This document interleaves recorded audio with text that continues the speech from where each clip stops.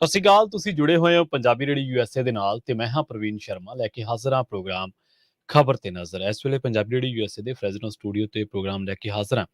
Punjabi radio USA ਨੂੰ ਇਸ ਵੇਲੇ ਤੁਸੀਂ ਰੇਡੀਓ ਸੈੱਟ ਤੇ ਨੈਟ ਤੇ ਏਐਮ ਐਫਐਮ ਸਟੇਸ਼ਨਸ ਦੇ ਨਾਲ-ਨਾਲ ਸੋਸ਼ਲ ਮੀਡੀਆ ਪਲੇਟਫਾਰਮਸ ਤੇ ਵੀ ਸੁਣ ਰਹੇ ਹੋ।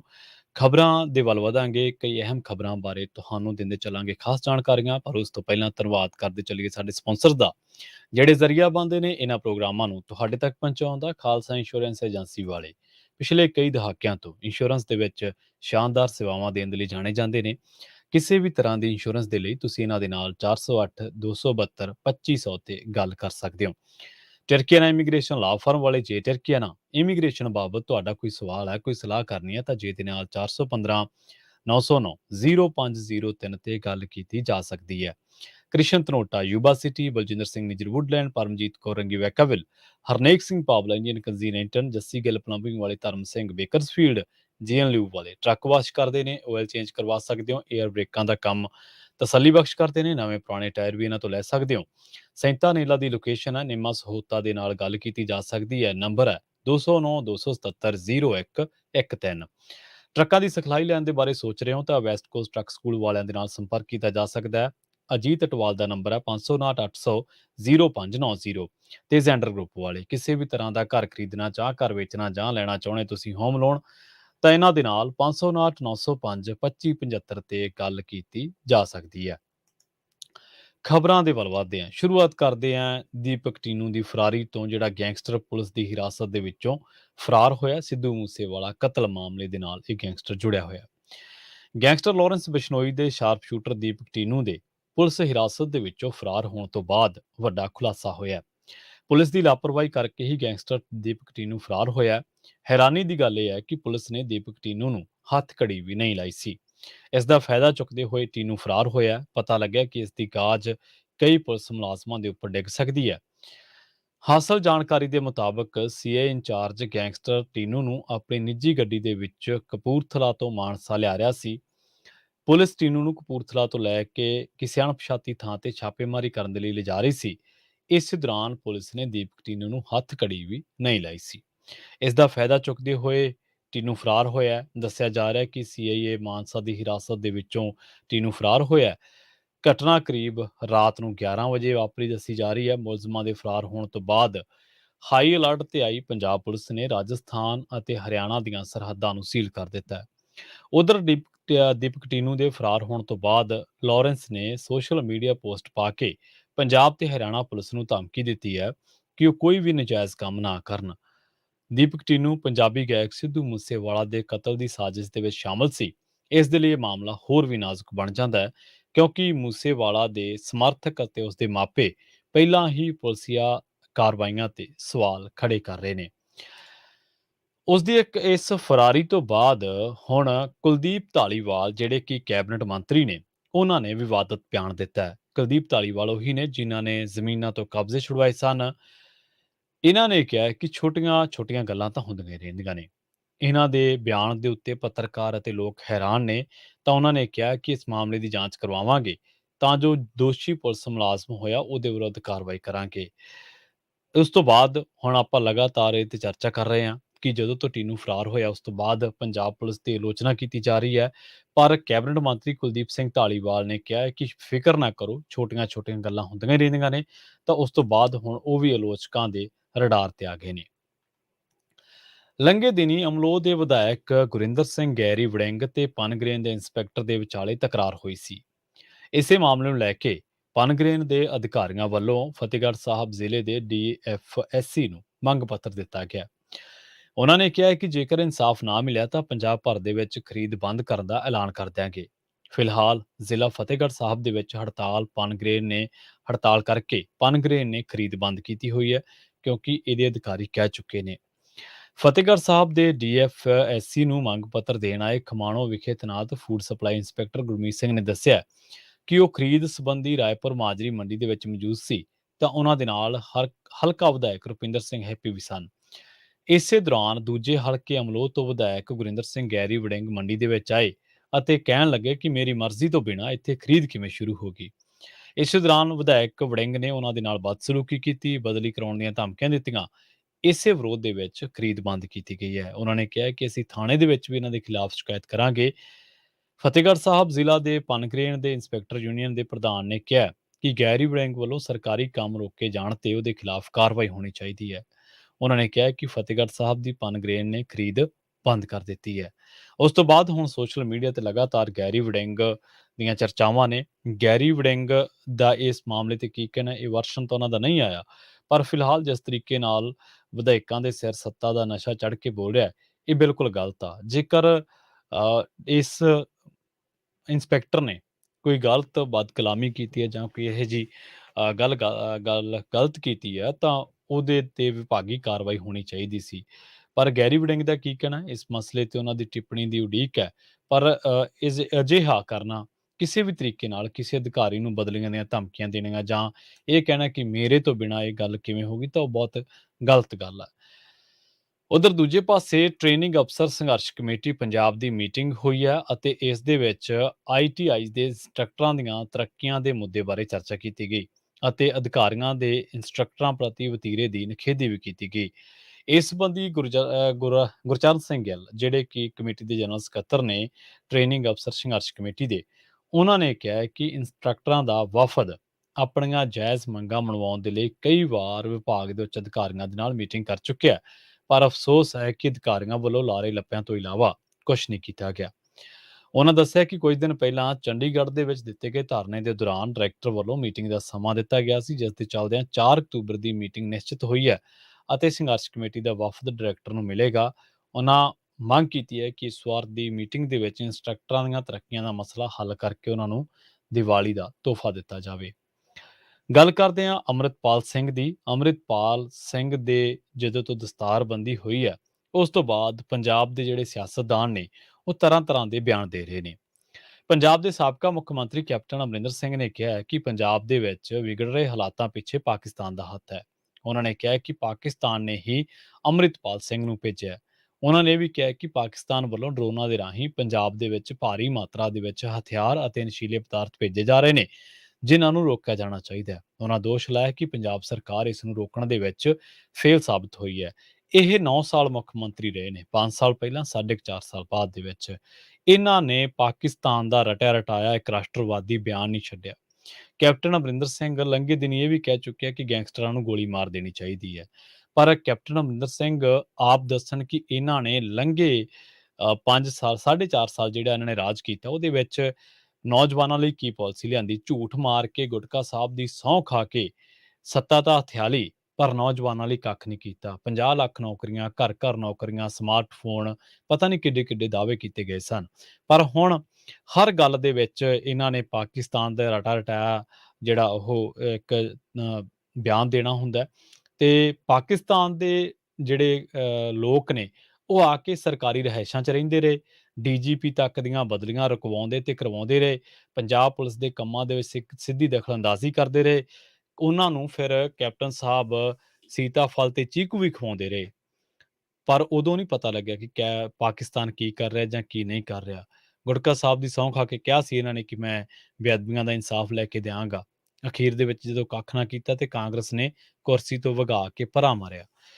ਖੈਰ, ਇਸੇ ਮਸਲੇ ਤੇ ਕਈ ਹੋਰ ਸਿਆਸਤਦਾਨਾਂ ਨੇ ਟਿੱਪਣੀਆਂ ਕੀਤੀਆਂ ਨੇ, ਉਹਨਾਂ ਦੀ ਵੀ ਗੱਲ ਕਰਦੇ ਚੱਲਦੇ ਹਾਂ। ਤੇ ਪਰ ਨਾਲ ਹੀ ਗੱਲ ਕਰਦੇ ਹਾਂ ਪ੍ਰੋਫੈਸਰ ਪ੍ਰੇਮ ਸਿੰਘ ਚੰਦੂ ਮਾਜਰਾ ਦੇ ਬਿਆਨ ਦੀ।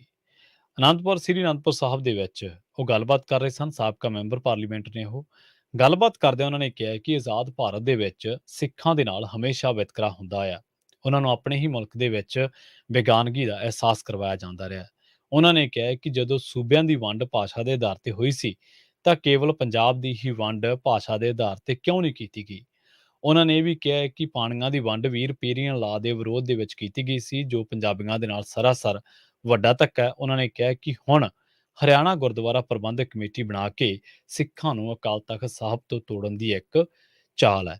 ਸਾਡੇ ਅਕਾਲੀ ਲੀਡਰਾਂ ਨੂੰ ਸਿੱਖ ਮਸਲੇ, ਪੰਥ ਦੇ ਮਸਲੇ ਉਦੋਂ ਯਾਦ ਆਉਂਦੇ ਆ ਜਦੋਂ ਸੱਤਾ ਕੋਲੇ ਨਹੀਂ ਰਹਿੰਦੀ। ਇਹਨਾਂ ਨੇ ਜੇ ਸੂਬਿਆਂ ਦੀ ਵੰਡ ਦੀ ਗੱਲ ਕੀਤੀ ਹੈ, ਤੇ ਸੂਬਿਆਂ ਦੀ ਵੰਡ ਤੋਂ ਬਾਅਦ ਹੀ ਜਿਹੜਾ ਐਮਰਜੈਂਸੀ ਦਾ ਵਿਰੋਧ ਜਾਂ ਸੂਬਿਆਂ ਦੀ ਵੰਡ ਤੋਂ ਬਾਅਦ ਹੀ ਕਪੂਰੀ ਦਾ ਮੋਰਚਾ, ਸੂਬਿਆਂ ਦੀ ਵੰਡ ਤੋਂ ਬਾਅਦ ਹੀ ਜਿਹੜਾ ਧਰਮ ਯੁੱਧ ਮੋਰਚਾ ਲੱਗਿਆ, ਤੇ ਧਰਮ ਯੁੱਧ ਮੋਰਚੇ ਨੂੰ ਢਾਹ ਕਿਹਨੇ ਲਾਈ? ਤੁਸੀਂ ਕਹਿੰਦੇ ਹੋ ਕਿ ਆਜ਼ਾਦ ਭਾਰਤ ਦੇ ਵਿੱਚ ਸਿੱਖਾਂ ਦੇ ਨਾਲ ਹਮੇਸ਼ਾ ਵਿਤਕਰਾ ਹੁੰਦਾ ਆਇਆ।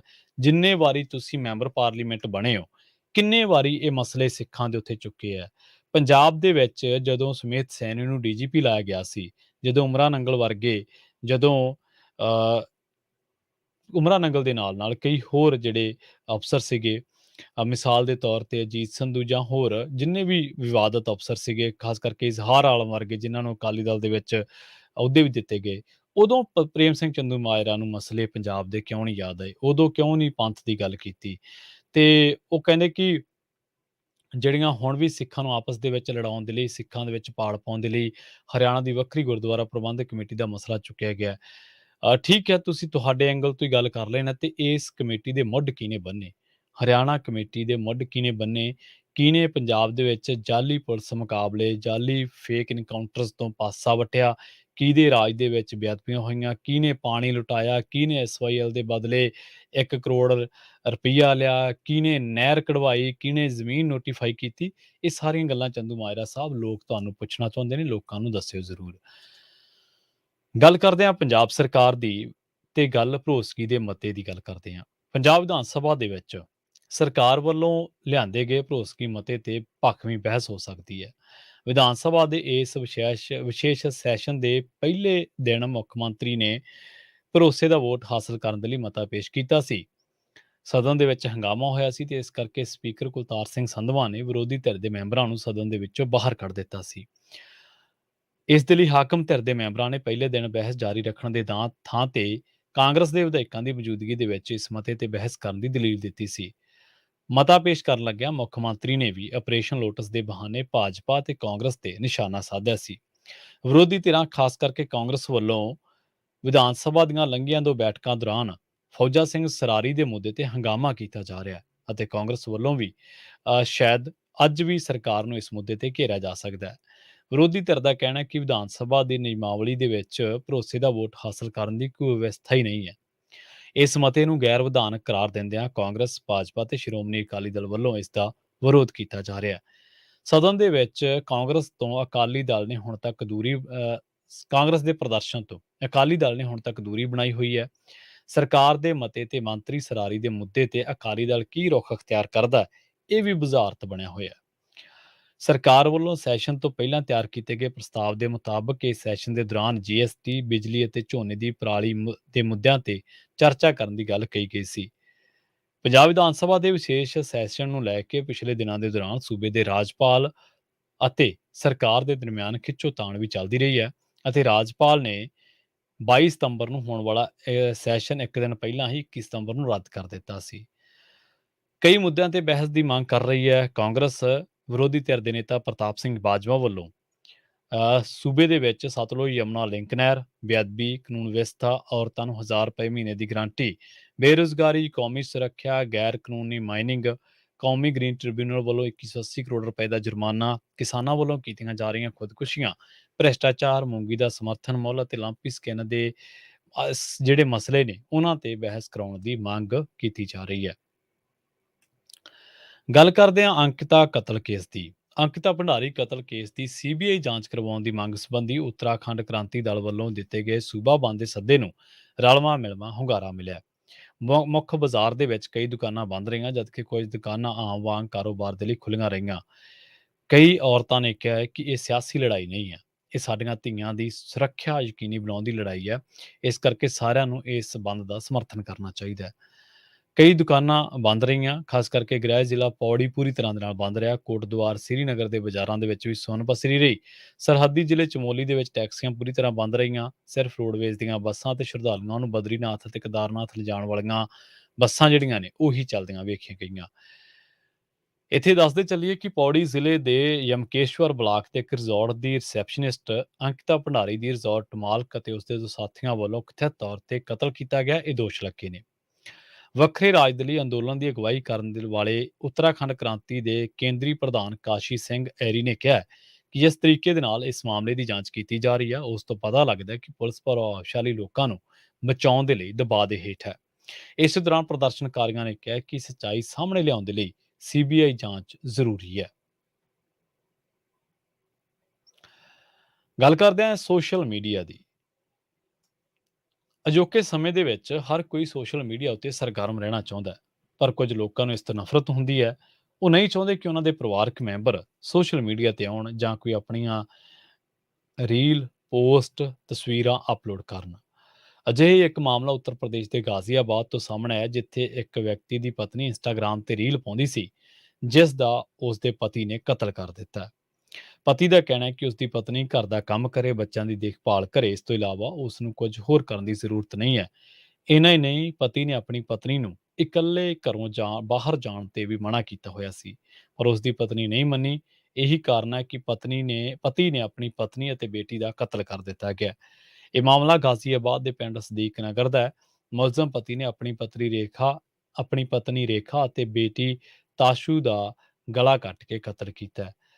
ਮੁਲਜ਼ਮ ਰਿਕਸ਼ਾ ਚਾਲਕ ਸੰਜੇ ਲਾਲ ਨੂੰ ਪੁਲਿਸ ਨੇ ਅਦਾਲਤ ਦੇ ਵਿੱਚ ਪੇਸ਼ ਕੀਤਾ, ਜਿੱਥੋਂ ਕੋਰਟ ਨੇ ਉਸ ਨੂੰ ਜੇਲ੍ਹ ਭੇਜ ਦਿੱਤਾ। ਮੁਲਜ਼ਮ ਨੇ ਪੁਲਿਸ ਦੇ ਸਾਹਮਣੇ ਆਪਣਾ ਜੁਰਮ ਕਬੂਲ ਕਰ ਲਿਆ, ਜਦਕਿ ਇਸ ਮਾਮਲੇ ਦੇ ਵਿੱਚ ਉਸ ਦੇ ਬੇਟੇ ਕੁਨਾਲ ਦਾ ਅਜੇ ਤੱਕ ਕੋਈ ਪਤਾ ਨਹੀਂ ਲੱਗਿਆ। ਇਸ ਕਰਕੇ ਉਸ ਦਾ ਵੀ ਇਸ ਦੋਹਰੇ ਕਤਲकांड ਦੇ ਵਿੱਚ ਸ਼ਾਮਲ ਹੋਣ ਦਾ ਜਿਹੜਾ ਸ਼ੱਕ ਹੈ, ਉਹ ਡੂੰਘਾ ਹੁੰਦਾ ਜਾ ਰਿਹਾ ਹੈ। ਕਤਲ ਦੀ ਇਸ ਵਾਰਦਾਤ ਨੂੰ ਅੰਜਾਮ ਦੇਣ ਵਾਲੇ ਵਿਅਕਤੀ ਨੂੰ ਕੋਈ ਪਛਤਾਵਾ ਨਹੀਂ ਹੈ। ਪੁਲਿਸ ਦੇ ਮੁਤਾਬਕ ਉਸ ਨੇ ਇਸ ਵਾਰਦਾਤ ਨੂੰ ਅਚਾਨਕ ਨਹੀਂ, ਬਲਕਿ ਸੋਚ ਸਮਝ ਕੇ ਅੰਜਾਮ ਦਿੱਤਾ ਹੈ। ਮੁਲਜ਼ਮ ਦਾ ਬਿਆਨ ਬੇਹੱਦ ਹੈਰਾਨ ਕਰਨ ਵਾਲਾ ਹੈ। ਉਸ ਦਾ ਕਹਿਣਾ ਹੈ ਕਿ ਉਸ ਦੀ ਪਤਨੀ ਖੁਦ ਤਾਂ ਕਿਸੇ ਨੂੰ ਮਿਲਣ ਜਾਂਦੀ ਹੀ ਸੀ, ਆਪਣੀ ਬੇਟੀ ਨੂੰ ਵੀ ਨਾਲ ਲੈ ਜਾਂਦੀ ਸੀ। ਜੇ ਉਹ ਆਪਣੀ ਬੇਟੀ ਦਾ ਕਤਲ ਨਾ ਕਰਦਾ ਤਾਂ ਉਹ ਵੀ ਸ਼ਾਇਦ ਗਲਤ ਕੰਮਾਂ ਦੇ ਵਿੱਚ ਪੈ ਜਾਂਦੀ, ਜੋ ਉਸ ਨੂੰ ਬਰਦਾਸ਼ਤ ਨਹੀਂ ਸੀ। ਵੱਡਾ ਸਵਾਲ ਇਹ ਹੈ ਕਿ ਕਾਨੂੰਨ ਹੱਥ ਦੇ ਵਿੱਚ ਲੈ ਕੇ ਅਜਿਹੀ ਵਾਰਦਾਤ ਨੂੰ ਅੰਜਾਮ ਦੇਣ ਦੇ ਨਾਲ ਸਮਾਜ ਨੂੰ ਸੁਧਾਰਿਆ ਜਾ ਸਕਦਾ ਹੈ ਜਾਂ ਨਹੀਂ।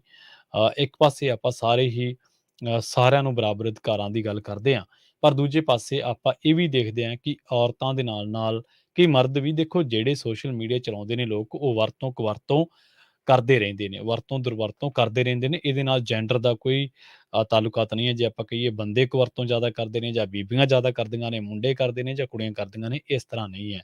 ਵਰਤੋਂ-ਕੁਵਰਤੋਂ ਕਰਨਾ ਤੁਹਾਡੀ ਮਰਜ਼ੀ ਤੇ ਤੁਹਾਡੀ ਆਦਤਾਂ ਦੇ ਉੱਤੇ ਮੁਨੱਸਰ ਹੈ, ਪਰ ਕਿਸੇ ਨੂੰ ਕਿਸੇ ਦੀ ਆਜ਼ਾਦੀ ਨੂੰ ਡੱਕ ਕੇ ਰੱਖਣਾ, ਇਹ ਵੀ ਕੋਈ ਚੰਗਾ ਗੱਲ ਨਹੀਂ ਹੈ। ਤੇ ਸੋਸ਼ਲ ਮੀਡੀਆ ਦੇ ਜ਼ਰੀਏ ਗਲਤ ਹਰਕਤਾਂ ਜਾਂ ਉਹ ਹਰਕਤਾਂ ਜਿਹੜੀਆਂ ਗੈਰ ਸਮਾਜਿਕ ਹੋਣ, ਗੈਰ ਮਰਿਆਦਕ ਹੋਣ, ਉਹ ਵੀ ਕਰਨੀਆਂ ਕਿਸੇ ਤਰੀਕੇ ਨਾਲ ਜਾਇਜ਼ ਨਹੀਂ। ਆਜ਼ਾਦੀ ਸਭ ਦੀ ਆਪਣੀ ਹੈ, ਪਰ ਸਮਾਜ, ਪਰਿਵਾਰਾਂ ਦੇ ਜਿਹੜੇ ਰਿਸ਼ਤੇ ਨਾਤਿਆਂ ਦੇ ਜਿਹੜੇ ਬੁਨਿਆਦੀ ਹੱਕ ਅਸੂਲ ਹੁੰਦੇ ਨੇ, ਉਹ ਸਾਰਿਆਂ ਨੇ ਸਮਝ ਕੇ ਤੇ ਸਾਰਿਆਂ ਨੇ ਉਹਨਾਂ ਤੇ ਪਹਿਰਾ ਦੇਣਾ ਹੁੰਦਾ ਹੈ। ਸਾਰਿਆਂ ਦੇ ਬਰਾਬਰ ਫਰਜ਼ ਨੇ। ਜੇਕਰ ਹੱਕ ਸਾਰਿਆਂ ਦੇ ਬਰਾਬਰ ਨੇ ਤਾਂ ਇਹ ਹੱਕ ਵੀ ਸਾਰਿਆਂ ਦੇ ਬਰਾਬਰ ਅਧਿਕਾਰ, ਜੇਕਰ ਹੱਕ ਚਾਹੀਦੇ ਨੇ ਤਾਂ ਅਧਿਕਾਰ ਵੀ ਚਾਹੀਦੇ ਨੇ, ਫਰਜ਼ ਵੀ ਨਿਭਾਉਣੇ ਪੈਣਗੇ। ਖੈਰ, ਆਪਾਂ ਇਸ ਮਸਲੇ ਨੂੰ ਇੱਥੇ ਹੀ ਸਮਾਪਤ ਕਰੀਏ। ਪ੍ਰੋਗਰਾਮ ਖਬਰ ਤੇ ਨਜ਼ਰ ਦੇ ਵਿੱਚ ਇੰਨਾ ਹੀ। ਤੁਸੀਂ ਜੁੜੇ ਰਹੋ ਪੰਜਾਬੀ ਰੇਡੀਓ ਯੂਐਸਏ ਦੇ ਨਾਲ, ਤੇ ਆਖਿਰ ਦੇ ਵਿੱਚ ਇੱਕ ਵਾਰ ਫਿਰ ਤੋਂ ਤੁਹਾਨੂੰ ਸਭ ਨੂੰ ਪਿਆਰ ਸਤਿਕਾਰ ਸਹਿਤ ਸਤਿ ਸ਼੍ਰੀ ਅਕਾਲ। ਸੁਣਦੇ ਰਹੋ ਪੰਜਾਬੀ ਰੇਡੀਓ ਯੂਐਸਏ।